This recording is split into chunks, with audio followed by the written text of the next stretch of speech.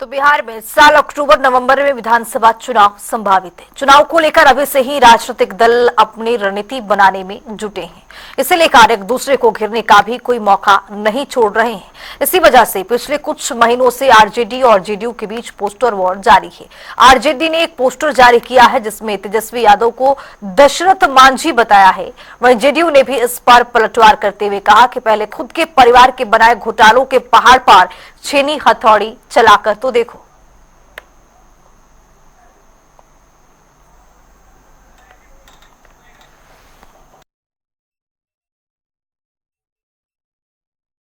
और जारी है, सरकार को इस पोस्टर के जरिए घेरने की कोशिश की गई है। विकास की लिखा गया इस पोस्टर के अंदर कि विकास की सड़क बन जाएगा और जेडीयू ने इसी पोस्टर पर अब पलटवार कर दिया है।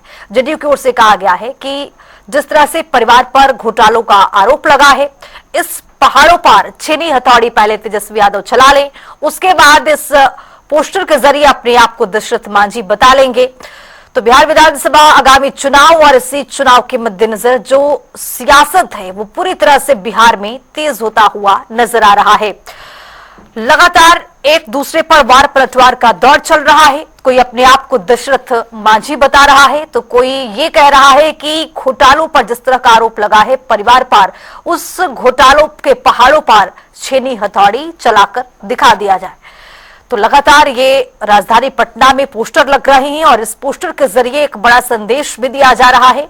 वार पलटवार का दौर भी जारी है। मनु हमारे साथ जेडीयू के प्रवक्ता जुड़ रहे हैं। मनु जी, जनता टीवी में आपका बहुत स्वागत। और स्वागत के साथ मेरा सवाल ये कि जिस तरह से तेजस्वी यादव ने पोस्टर लगाया है और अपने आप को दशरथ मांझी बता दिया है, अब आप लोगों की तरफ से पलटवार कर दिया गया। अब पूछ लिया गया है कि घोटालों के पहाड़ पर छेनी हथौड़ी खुद तेजस्वी यादव चला ले। इस पोस्टर का क्या मायने, क्या मतलब? देखिए, सबसे बड़ी बात यह है जी कि जो सामने है वह सामने लोगों को दिख रहा है। प्रश्न ये है कि आप अंबेडकर जी के लिए, दलित के लिए हमेशा से बात करते आ रहे हैं। एक भी विपक्ष के नेता का पद हो, उप मुख्यमंत्री का पद हो या विधान परिषद में कोई पद हो, किसी दलित को तो इन्होंने आज तक दिया ही नहीं। और जब आज अंबेडकर जी के फोटो हम लोगों ने नहीं देखा, मीडिया वालों ने देखा, तो इतना भी इनको गुरेज नहीं है। मैं जानता हूँ, मैं कोई लालू प्रसाद यादव जी पर मैं आरोप लगा रहा हूँ, हमें तो विश्वास ही नहीं होगा कि लालू प्रसाद यादव जी जैसे नेता, चाहे उनके ऊपर कोई भी मुकदमा दर्ज हो, वह अंबेडकर जी का अपमान करेंगे। मनोज जी, लेकिन सवाल तो अब तेजस्वी यादव भी उठाने लगे हैं। वो भी ये कह रहे हैं कि जो नियुक्तियां हो रही हैं वहां पर जो भी अपने कैबिनेट के मंत्री हैं या जाने पहचाने एनडीए के घटक दल के मंत्री हैं, उनके जाने पहचाने लोगों को इस नियुक्तियों में शामिल कर दिया गया है।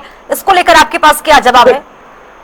देखिए, इसका सबसे बड़ी बात है ये है ना कि तेजस्वी यादव, लालू यादव जब अपने बेटे को, अपने पत्नी को, अपने बेटियों को जब भी राज्यसभा भेजा, मुख्यमंत्री बनाए, उप मुख्यमंत्री बनाए, तो इनमें से कोई लोग भी पार्टी के कोई एक सिंपल कार्यकर्ता भी नहीं थे, कहीं जिला अध्यक्ष भी नहीं थे, कहीं प्रदेश में पदाधिकारी भी नहीं थे। लेकिन जो आज मांझी जी के दामाद बने हैं, वो आज तो नहीं, 25 वर्षों से पार्टी के राम विकास जी के जो दामाद में हैं, तो आज तो नहीं, पार्टी के कई सालों से पदाधिकारी पड़ रहे हैं, लाठी खाए हैं, गोली उन पर चली है और आंदोलन में शरीक रहे हैं।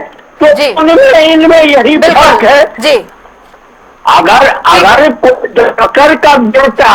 जी मनोज जी, आपका बहुत शुक्रिया जनता टीवी पर जुड़ने के लिए। तो आरजेडी का नीतीश सरकार पर ही हमला देखा गया है।